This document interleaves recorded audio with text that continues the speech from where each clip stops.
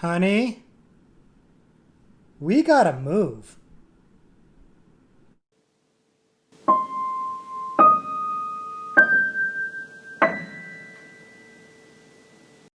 Hey, everybody, welcome back to the Horror Movie Syllabus. I'm Professor Victor. I'm your host as we go through all of the essential, noteworthy, interesting, and downright notorious modern horror films. If you're new, I recommend that you check out our introduction video. I'll leave a link to that in the description below. It'll help explain what the Horror Movie Syllabus is all about. But in short, what we do is we take a particular subgenre of horror and we pick 3 movies to examine to explore that particular subgenre. Today, what we're talking about is haunted houses. Now, if you saw our video on the ghost subgenre that we did recently, you've already heard me talk about the distinction between ghost movies and haunted house movies, but I'll recap it here. Essentially, a haunted house movie is where a ghost is haunting a particular location, usually a house, whereas the other ghost movies are where the ghosts aren't tethered to a particular location. Maybe they're haunting a particular person or just able to roam free. So that's the distinction between the two subgenres from my perspective. But in reality, I just really like this subgenre of ghosts and haunted house. So I separated them out so that I can talk about more movies. And I do think it's warranted because I do think there's a different tone from a movie about a location that's haunted and a ghost that is haunting a person. With that in mind, we're going to take a look at 3 of the best examples of haunted house movies and then talk about a few extra credit ones as well. As usual, we've separated the movies into different levels, undergraduate, graduate, and postgraduate level. And in this case, those levels are going to indicate the level of quality of the film. So with that explained, let's go ahead and jump right into these movies.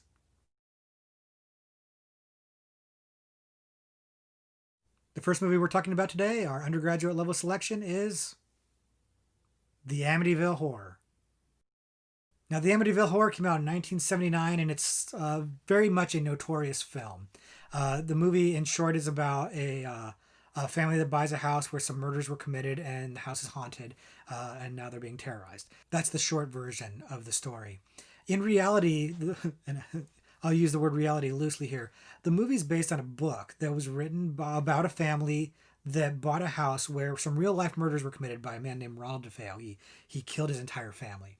And then the Lutz family bought the house after that and experienced all these weird shenanigans going on, or at least so they say. So this is a classic example of a movie that claims to be based on true events, and it is, sort of. But also there's been plenty of evidence debunking the claims of the Lutz family as being kind of opportunistic and cash grabby. You could do a whole separate video about the backstory of the Amityville Horror, and other people have done videos and examinations of that. There was lots of stuff that go on there. The Warrens were involved in the investigation at one point. If you're familiar with Ed and Lorraine Warren, if you're familiar with the Conjuring films, which we will get to at some point in the horror movie syllabus, you have an idea of what I'm talking about already. And it's interesting stuff. In fact, it's probably more interesting than the movie, sadly. The movie is a little bit slow, especially by today's standards. It's not a lot happening in that movie, and again, I think they're depending on the creep factor of it being it really happened, being what scares you in this movie. It's not that scary, man. It's really not. Like I said, the backstory of it is a lot more interesting, and I've read the book, and the book is better. It's scary. It's got a decent amount of mood. I mean, it's definitely a product of its times. It comes out in 1979, and you can tell.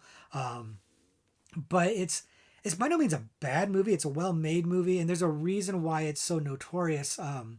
And stands on its own as something of a horror classic. It's definitely one of the classic haunted house movies. It's the classic haunted house movies. The iconic face of the house that with the eyes, the windows that look like eyes to the house is a very it's an iconic image. It's something that's very eye catching and very it kind of grabs you, and that's probably one of the best things about it is the design of that house, which kind of modernized for the movie. If you saw the original house, which I've seen some old pictures of it, not quite as foreboding looking, but again, it's Hollywood eyes, whatever. Like the Hollywood eyes of the story, I don't have a big problem with that. I just wish it was better. Frankly, it's a good movie. It's not a horrendously bad time to watch it or anything like that. You just if you've heard the hype of the Amityville Horror, you're gonna be surprised when you see the movie that it doesn't quite live up to that hype. and you'd probably be more interested going and looking at like Wikipedia or something like that and reading about the history of it, because that's far more interesting. What's also interesting is that they franchised the hell out of this. They've made, I think to date, like 165 sequels to this movie. And obviously, I'm being hyperbolic there, but they've made a tremendous amount of sequels to this movie.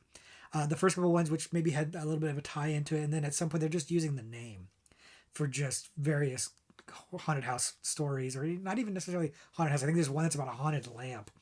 I haven't seen all of them. I do kind of get a kick out of them because they are bad.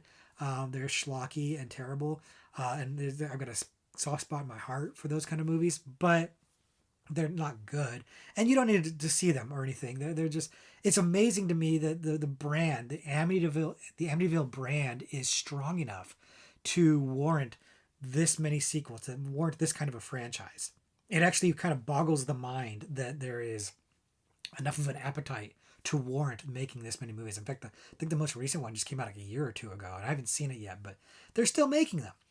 There's so many of them, and they're still making them, and it blows my mind. The original, by comparison, is far better than those. And they did do a remake, maybe 10 years ago, maybe more, that starred Ryan Reynolds, trying to do kind of a serious take, which people weren't really prepared for. At the time, Ryan Reynolds was mostly known for comedy, and kind of still is, I guess. But he tried to do a very serious take on this movie, and it's people hated it. It wasn't well received. It's not as bad as people say it is. In fact, if you wanted to see a version of this and you have a bit of a modern sensibility, you might enjoy the remake more because it's probably a little bit better paced for your sensibility. Still not a lot happening, and it's still going to let you down. It's not as scary or as interesting as you would think it's going to be, and you'll wonder, why is this so notorious? Why is this considered a classic? Why do people care about this movie so much? And I certainly wonder that as well. But I was compelled to put this on the list because it's kind of one of those things that, for your horror education, you kind of need to know about it. I don't necessarily know you need to see it, but you need to know about it. You need to understand it and realize that it's there, be aware of its existence. So that's why it makes the list, even though I don't love it. I don't hate it. I just don't love it. I think it's definitely overrated, but it's here. If you have opinions on this movie, if you've seen it, I'd like to hear what your opinions are. If you actually do love it, if you think it's a classic for a reason, if you want to defend it, or if you think I'm wrong and that the Lutz family is telling the truth and it really is based on true events, let us hear it, man. Let us hear what you've got to say about that. We all like to hear what you have to say in the comments. So please feel free to share. The next movie we're talking about, the graduate level movie, is Poltergeist. Poltergeist came out in 1982, and in sharp contrast to the Amityville Horror, this is a movie I absolutely love. Poltergeist might be one of my favorite ghost movies of all times. Now, I've got it in the haunted house movies because in this movie, it is a haunted house, and we'll get into that a little bit. But it's worth noting that this movie was directed by Toby Hooper of Texas Chainsaw Massacre fame. And you'd never guess it to look at it, and there's a reason for that. The movie is produced by Steven Spielberg, and it looks like a Steven Spielberg movie. It definitely has that Steven Spielberg, Amblin, wholesome family vibe to it from the get-go. It's a Steven Spielberg movie. In fact, there's a lot of people who say that Steven Spielberg is the one who actually directed the movie because he was on set so much that he just kind of took over the production. Steven Spielberg and many other people deny this, but man, you watch it, it feels like a Spielberg movie. It does not feel like a Toby Hooper movie. But no matter what, it's a great film. If you're not familiar with it, basically it's a family who move into a house in a housing tract, and they've discovered that it's haunted. Ghosts start, kind of communicating with them, and ultimately their little girl gets kidnapped by the ghosts. I'm gonna stop there just in case you haven't seen it, even though it's been out, for years, and so many people know all of the twists and turns of this movie, and the scenes are very, very, very, very famous in it. I'm going to stop just in case you haven't seen it because I don't want to spoil it for you if you haven't seen it. Because if you haven't seen it, you absolutely should see it. It's got some fantastic performances by Craig T. Nelson, Jo Beth Williams as the parents. You really buy into this family dynamic. The kids feel like real kids. It's got Zelda Rubinstein comes in to play a medium who's trying to help them deal with their haunted house, and she is absolutely fantastic. She is a memorable horror legend, primarily for this movie as Tangina the medium. There's so many things about this movie I love that I can just go on and on and on. I don't want to necessarily do that. But I just do want to underscore a few things about this movie. The first of which is I saw this when I was like 7 years old, and it scared the hell out of me. It's as an adult, maybe not quite as scary, but I actually would contend that it works really, really well. A lot of the effects are practical effects, and they hold up fairly well. Some of them not quite so much, but most of them hold up even today. I've seen the movie recently, and it holds up pretty well. But the famous clown scene, which if you've seen it, you know what I'm talking about, and if you don't know yet what I'm talking about, watch it and find out. That scene scared me so much as a kid because I had a doll that was not unlike that doll, and oh man, the tree scene, the pool scene. There's so many things in this movie. The scene with the guy's face, man, that also messed me up as a kid. This movie really threw me for a loop as a child, but I loved it. I couldn't get enough if I watched it multiple times because there's just something about it that just really, really works. Again, a big piece of that is a really likable cast. The centerpiece of that cast is Heather O'Rourke, who plays the little girl Carol Ann, the one that gets kidnapped, gets sucked into the TV. In fact, Eddie Murphy does a really funny bit about this in his classic stand-up comedy routine, Delirious, which I won't repeat here. If you're interested, go check that movie out, Delirious. It's funny. And he talks about Carol Ann getting sucked into the TV. She is an adorable little girl, and she's a big part of where this movie goes into horror legend, not just because it's a great movie, but because of the behind the scenes things. Heather O'Rourke wound up dying at a very young age of a very rare disease. She was misdiagnosed, and it was very tragic and very strange. Her co-star, Dominique Dunn, who plays her older sister in the movie, was also killed at a very young age. She was murdered by her boyfriend in her front driveway.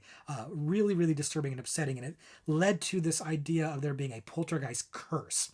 There's this idea that the production was cursed. There's a few other weird stories that go around this production that kind of make it feel like it was cursed. And it's fascinating stuff. There's actually a series of horror documentaries on Shudder that it's called Cursed Films.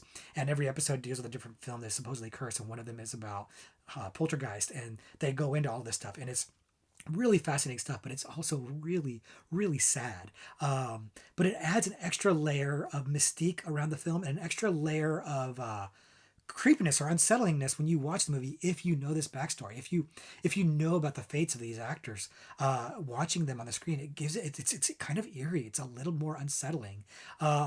And I noted when I first started talking about the movie that it's definitely a haunted house movie.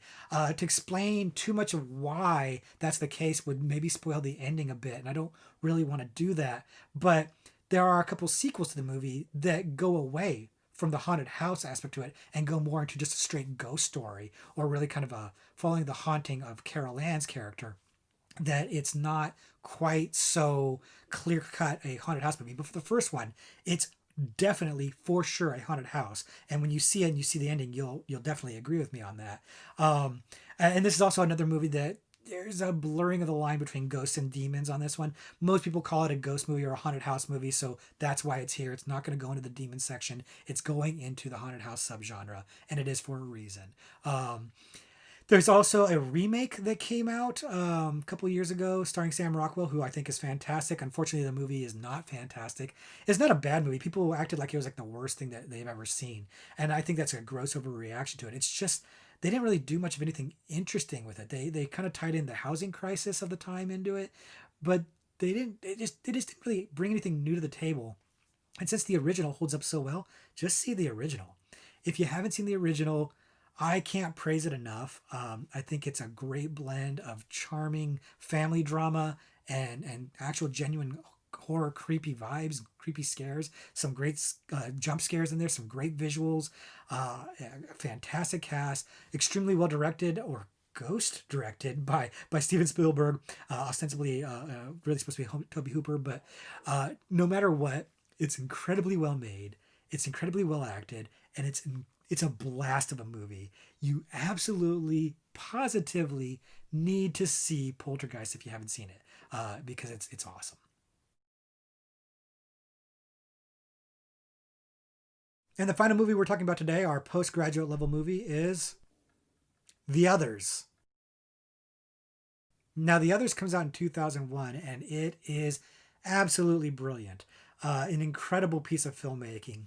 If you don't know, it stars Nicole Kidman as a mother of two whose husband has gone off to the war. It's set in World War II time period, or shortly around towards the end of World War II. So it's a period piece, and she's waiting for her husband to come home, and she's trying to manage the house by herself with her staff, who are a little creepy, and ghostly shenanigans start happening. And we're going to leave it right there. We're not going to spoil it any further than that because not unlike The Sixth Sense, which we talked about in our Ghost video, this movie has a bit of a twist ending that is excellent. And if you haven't been spoiled, I certainly don't want to be the one that spoils it for you because it's a good one. The movie is incredibly well made. It's directed by Alejandro Amenabar, who did several movies, one of which is Abre los Ojos, which is Spanish for Open Your Eyes. It's the Spanish version film that the movie Vanilla Sky was based on, which is a movie I really like a lot, Tom Cruise movie.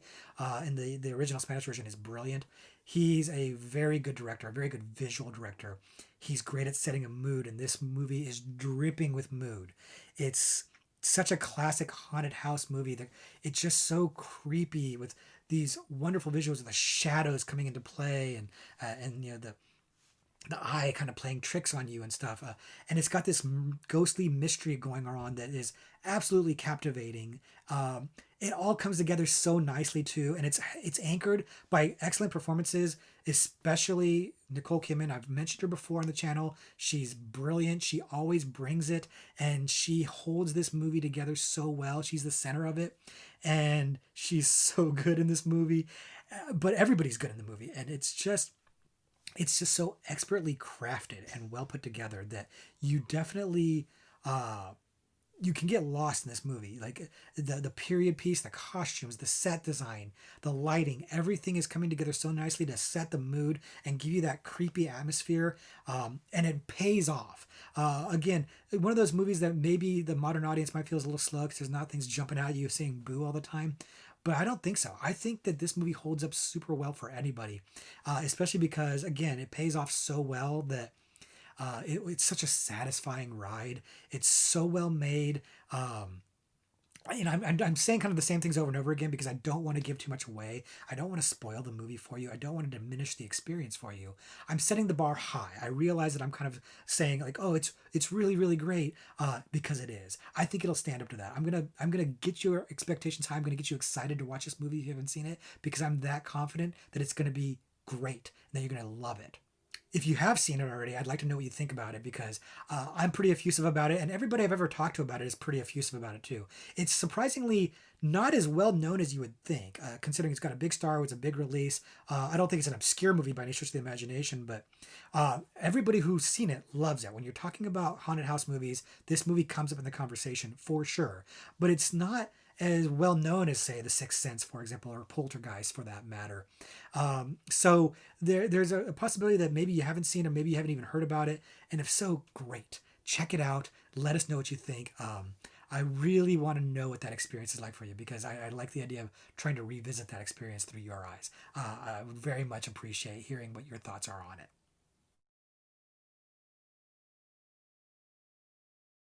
So those are our selections for the 3 best haunted house horror movies.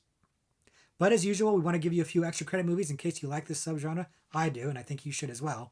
The first extra credit movie we're going to talk about is 13 Ghosts.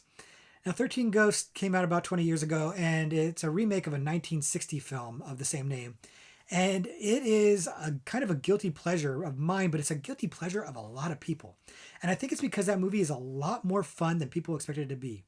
It's kind of a CGI ghost fest. It's got a cast of recognizable faces at the time, and it's not too deep of a movie. It's mostly just kind of a haunted house ghost fest. So it's got like some technology in it, like the house itself has some interesting technology, and the ghosts are interesting special effects at the time. I'm not really sure they hold up super well, but they're not bad. But it's a lot of fun. It's a surprising amount of fun. The movie's not trying to like do too much. It's staying in the pocket. It's trying to give you some good jump scares, give you some laughs, and give you a good time. And on that level, it totally succeeds. And I think that's a reason why it's got a bit of a cult following. People have really come around to that movie. It wasn't a huge success at the time. It wasn't really critically loved, but it's fun. And I think a lot of people have realized it's fun and come around on it. I'm definitely one of those people. I enjoyed it when I saw it. I still enjoy it now. So I figured I'd recommend it here for you guys. The next extra credit movie I'm going to recommend is called The Changeling.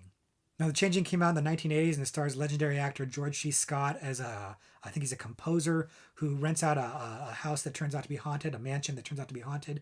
And it's your classic haunted house movie. It's all about mood and atmosphere. It's definitely one of those movies that the modern audience who's looking for the mood jump scares probably is going to get a little bored with.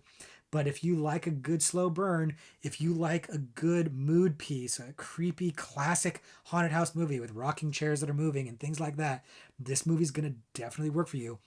George C. Scott's fantastic in the movie. The movie's got really good production values, really well made, good acting.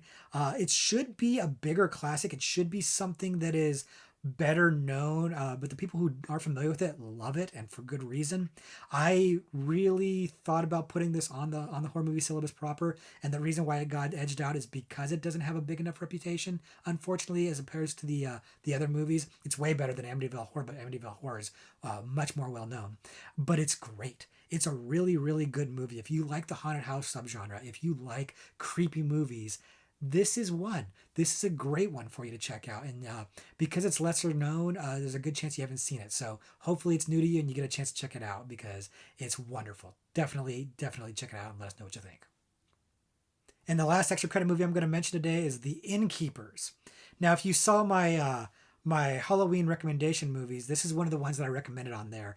And it pained me.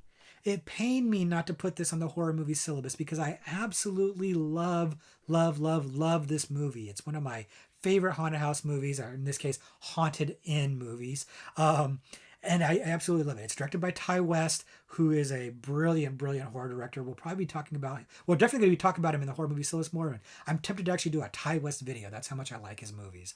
But this movie is about two junior or novice ghost hunter enthusiasts who work at a hotel that's supposedly haunted, and the hotel's going out of business. So they're going to spend one last night in the hotel and hope to get some ghostly action on video, and it's fantastic.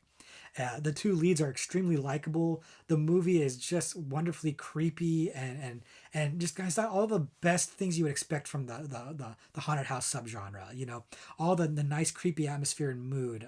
The thing that I've been talking about this whole video, it's all there on display in a modernized movie. So the pacing works really well. So even if you're kind of a newer viewer, you don't have the same attention span that the people did for the slower paced movies of the 70s. This movie is going to feel good to you. It's going to feel fresh and original, and it's going to move in a good clip. I love this movie. Again, I wish I could have squeezed it on the list, but it's not as well known. It doesn't have the reputation, but it's brilliant. I love this movie so much. I hope that you give it a chance. I hope that you check it out because it's really one of the best examples of a haunted house movie that you could watch. And because it's more modern, I think it was made about 10 years ago. It's definitely something that even newer audiences can appreciate. So if you're somebody who's new to the subgenre and you're trying to get into it, but you're worried that maybe it's a little too boring for you or something like that, this is a good place to start because you'll get a good marriage of the two, old classic haunted house vibe and modern editing sensibility blended together in a way that if you like it, it'll make you want to check out some of these other movies like The Changeling and stuff like that. So good gateway haunted house movie. So can't praise it enough. Definitely let me know what you think of it. I'd like to hear. And so with that, we're going to wrap up our exploration of the haunted house horror movies. If you think of movies that I didn't mention that are supposed to be on this list, in your opinion, let us know in the comments below. Bear in mind, we did just look at ghost horror movies recently, so maybe some of the movies you're thinking of wound up on that video. Or maybe they're winding up in some other subgenre because there's so much overlap. I talked before about how ghosts and demons tend to overlap. Some found footage movies maybe deal with ghosts, so maybe there's going to be a movie that you're thinking of that shows up in that subgenre, hint, hint. But let us know what you think about the haunted house subgenre as a whole and movies that you think should be on there. Or if you think some of the movies that I picked are maybe not warranting a spot on this list, let me know. Let us know what you think in the comments below. We like to share each other's opinions here. So with that, I want to thank you guys for attending. Thank you for your attention on this. I hope you enjoy what you've seen here today. And with that, class dismissed.